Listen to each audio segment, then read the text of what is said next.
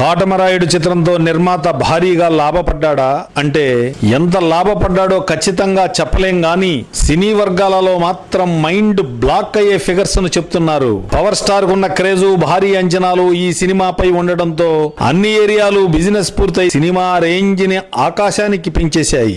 Theatrical rights, satellite rights, audio rights, online rights ఇవన్నీ కలిపి సుమారుగా 115 కోట్ల బిజినెస్ పూర్తి చేసుకుందన్న టాక్ సినీ బజార్లలో హల్చల్ చేస్తోంది.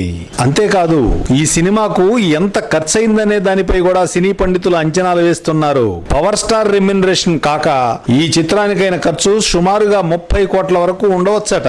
ఈ చిత్రం కుటుంబ కథా చిత్రం కావడం, ఎక్కువ ఖర్చు పెట్టే నేపథ్యం లేకపోవడం, దర్శకుడు కూడా సినిమాకు ఎంత కావాలో అంతే ఖర్చు పెట్టించడంతో నిర్మాతల పంట పండిందంటున్నారు. బిజినెస్ అయిన 115 కోట్లలో 30 కోట్ల ఖర్చును తీసేస్తే 85 కోట్లు మిగిలాయన్నమాట.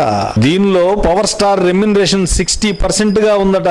అంటే ఓ 50 కోట్లు పవర్ స్టార్ ఖాతాలో పడిపోతాయన్నమాట.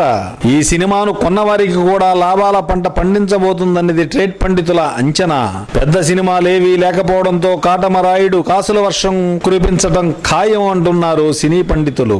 ఏది ఏమైనా అటు నిర్మాతలు, ఇటు డిస్ట్రిబ్యూటర్స్ అందరూ కాటమరాయుడుతో ఖుషీగా ఉండబోతున్నారన్నది మాత్రం నిజం.